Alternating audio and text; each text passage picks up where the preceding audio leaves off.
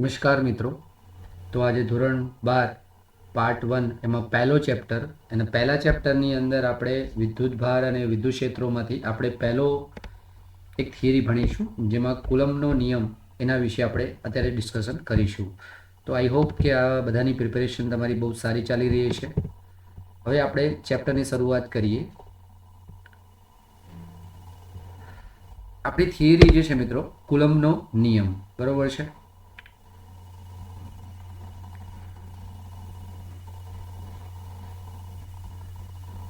કુલમ્બનો નિયમ એટલે કે એને કહીએ તો કુલમ્બ્સ લો, બરોબર છે.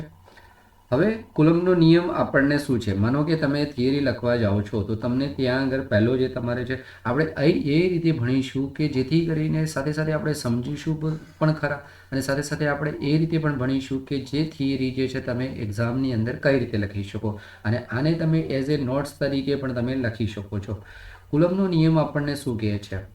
બે બિંદુવત સ્થિર વિદ્યુત ભારો, બે બિંદુવત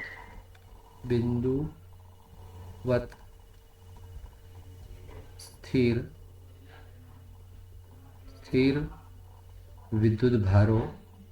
વિદ્યુત ભારો, બરોબર છે, ભારો વચ્ચે શું થશે? વચ્ચે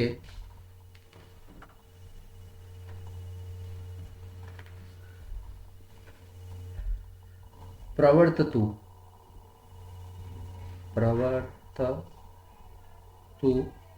વિદ્યુત બળ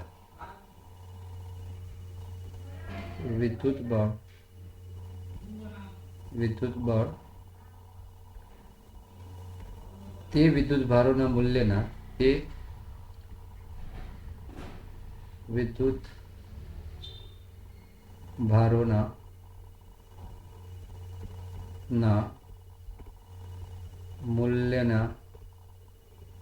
જે બંનેના મૂલ્યોની વાત છે, મૂલ્યોના એમના ગુણાકારની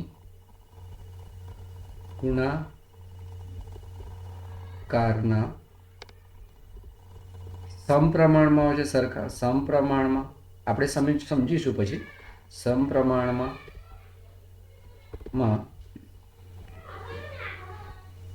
અને તેમની વચ્ચેના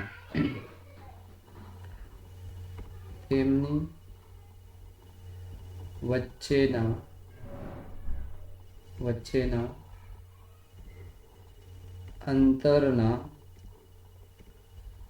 વર્ગના, એમનો જે અંતર છે એનો વર્ગના વ્યસ્ત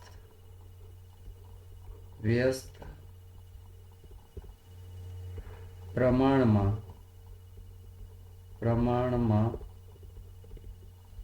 હોય છે. શું હોય છે? વ્યસ્ત પ્રમાણમાં હોય છે. આ જે હવે એ વ્યસ્ત પ્રમાણમાં હોય છે અને તેમની વચ્ચે જે બળ છે, આ બળ ની દિશા, એની દિશાની વાત કરીએ, ની દિશા બે જે વિદ્યુત ભારો આપણે લીધા છે, બે વિદ્યુત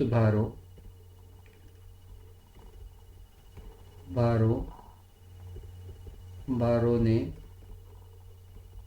જે વચ્ચે જોડતી રેખાની દિશામાં હોય છે.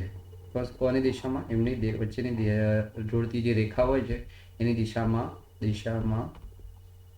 હોય છે, બરોબર છે. ચાલો, તો અહીં આગળ આપણો જે કુલમ્બનો નિયમ શું કહે છે? જે બે બિંદુવત જે સ્થિર વિદ્યુત ભારો આપણે લીધા છે, વિદ્યુત ભારો વચ્ચે પ્રવર્તતું જે વિદ્યુત બળ છે, બરોબર છે, વિદ્યુત બળ, તે વિદ્યુત ભારોના મૂલ્યોના ગુણાકારના સમપ્રમાણ. માનો કે આપણે અહીંયા આગળ સપોઝ આપણે વિદ્યુત ભારો એક Q1 લીધું છે અને એક બીજું જે વિદ્યુત ભાર Q2 લીધું છે, બરોબર છે. પ્રવર્તતું વિદ્યુત બળ, હવે આની વચ્ચે જે બળ લાગે છે, મતલબ F4, આની વચ્ચે જે બળ જે પ્રવર્તે છે, બરાબર છે, જે બળ જે લાગે છે. આપણને ખબર છે કે એક વિદ્યુત ભાર જે છે બીજા વિદ્યુત ભાર પર જે છે એ બળ લગાડે છે. શું બળ લગાડે છે? તો અહીંયા આગળ આપણે જે કલ્પેલું એક તંત્ર છે, બરાબર છે, આ એક તંત્ર છે. તંત્રની અંદર આપણે બે વિદ્યુત ભારો લીધા છે અને બે વિદ્યુત ભારો એકબીજા પર શું કરશે? બળ લગાડે છે. હવે એ વચ્ચે જે બળનું મૂલ્ય છે એમના ગુણાકારના સમપ્રમાણમાં, જે વિદ્યુતભાર મૂલ્યોના ગુણાકારના સમપ્રમાણમાં, બરાબર છે. તો આપણો એફ જે લાગે છે, એફ જે લાગે છે ચલે છે એ Q1 અને Q2 ગુણાકારના સમપ્રમાણમાં અને તેમની વચ્ચેના અંતરના વર્ગના. હવે એની વચ્ચે જે અંતર છે, આની આ જે વિદ્યુતભારો વચ્ચેનું અંતર શું છે? તો એની વચ્ચેનો અંતરને આપણે, આ અંતર છે, શું છે? આ આપણું અંતર છે.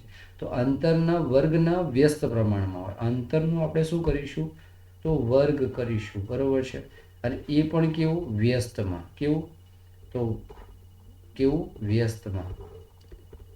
વ્યસ્તમાં. તો આપણે લખી શકીએ r² છેદની અંદર.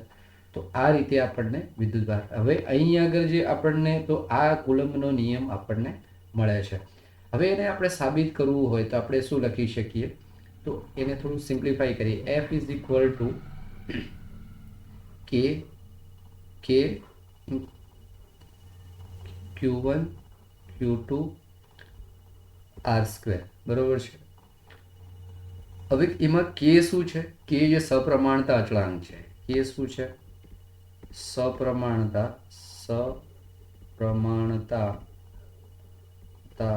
અચળાંક છે. અચળાંક શું છે? અચળાંક છે. સપ્રમાણતા અચળાંક છે. એમાં કેનું મૂલ્ય આપણે જે છે એક ફિક્સ કરેલું છે. હવે એ જે મૂલ્ય જે છે આપણે તમને જે છે આ પ્રકારની વેલ્યુ તમને આપવામાં આવતી 8.9 ગુણ્યા 10⁹ 10⁹ બરોબર છે. તો એનો એકમ શું થશે? ન્યૂટન મીટર પર કુલમ સ્ક્વેર થશે. શું છે? ન્યૂટન. અને નોર્મલી આપણે જે છે આની વેલ્યુને, અથવા આપણે આ રીતે પણ લેતા હોઈએ છીએ. 8.9 છે તો એપ્રોક્સ આપણે વેલ્યુ લઈ છે 9 ગુણ્યા 10⁹, બરોબર છે. તો આ રીતે. હવે કેનું પારિમાણિક સૂત્ર બી ક્યારેક એક્ઝામની અંદર સીધું આવી જતું હોય છે, તો આપણને એનું પણ આપણને આઈડિયા હોવી જોઈએ, બરોબર છે. તો કેનું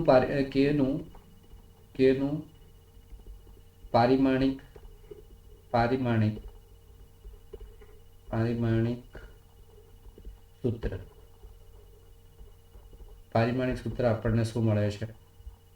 તો MLT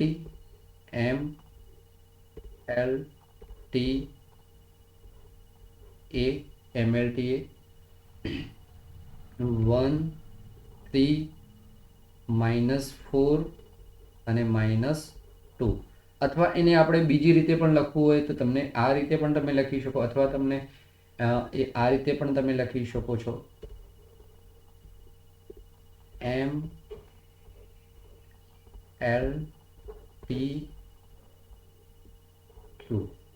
MLTQ 1 3 -2 અને -2. આ રીતે પણ આપણે તમે લખી શકો છો. હવે આ સિવાય આપણે વાત કરીએ, હજુ આપણે થોડું આગળ થોડું ડિસ્કશન કરવાનું છે. હવે કેનું હવે કેનું CGS મૂલ્ય આપણે 1 લઈએ છીએ, જે આપણે જાણીએ. હવે અહીંયા આગળ કે ને બદલે આપણે ક્યારેક જે છે કે ના બદલે આપણે શું લેતા હોય છે? 1/4πε0. આ રીતે પણ આપણે લેતા હોઈએ છીએ, બરોબર છે. હવે આપણે જે સમીકરણ અહીંયા આગળ આપણે સોલ્વ કર્યું છે, બરોબર, આ જે આપણે ડિરાઈવ કર્યું છે, તો આ જે ઇક્વેશન જે છે બે વિદ્યુતભારો વચ્ચે પ્રવર્તતું બળ આપણને આપે છે. હવે એની અંદર આપણે ε0 આપણને જોવા મળે છે. શું જોવા મળે છે એની અંદર? આપણે કેની વેલ્યુની અંદર શું જોવા મળે છે? તો ε0 આપણને જોવા મળે છે. તો ε0 ને આપણે શૂન્યાવકાશની પરમિટિવિટી. હવે આપણને પરમિટિવિટી એ દ્રવ્ય પર આધારિત છે, પરમિટિવિટી. તો હવે અહીં આગળ જે છે શૂન્ય અવકાશની પરમિટિવિટી એ કેટલું કેટલું જે છે જે છે એ મેગ્નેટાઇઝ થઈ શકે છે એની અહીં આગળ વાત છે. તો શૂન્ય અવકાશની પરમિટિવિટી એપ્સિલોન નોટ શું છે? એપ્સિલોન નોટ શું છે? શૂન્ય અવકાશની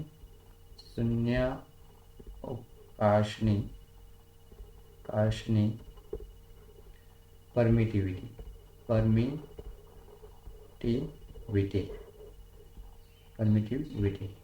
બરોબર છે. પરમિટિવિટી કહીએ છીએ એને. શૂન્ય અવકાશનો ગુજરાતીમાં કહીએ પરાવેદ શબ્દ વાપરીએ. એપ્સિલોન નોટને આપણે શૂન્ય અવકાશનો પરાવેદ શબ્દ એવો પણ આપણે અર્થ વાપરીએ છીએ. હવે તમને થશે કે સાહેબ આપણે એપ્સિલોન નોટ જે છે જો પરમિટિવિટી જે છે પરમિટિવિટી એપ્સિલોન નોટ તો એની વેલ્યુ શું થશે? તો એની એપ્સિલોન અહીંયા આગળ જે છે તો આની વેલ્યુ જે આપણે કેટલી લેવાની થાય મિત્રો? તો અહીંયા આગળ 8.85 ગુણ્યા 10⁻12 કેટલી?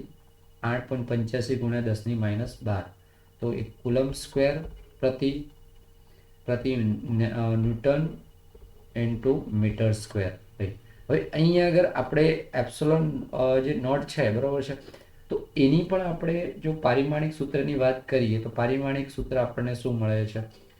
તો અહીંયા આગળ આપણે એમ એલ ટી ક્યુ -1 -3 અને 2 અથવા આપણે બીજી રીતે લખવું હોય તમને ખબર હોય ને આ ખબર ના હોય તો ત્યારે આ પ્રકારનું આપે તો પણ તમે એ વખતે કન્ફ્યુઝન થઈ શકે છે. તો અહીંયા સાઈડ પર લખી દઈએ, આપણી જોડે સ્પેસ છે અહીંયા સાઈડ.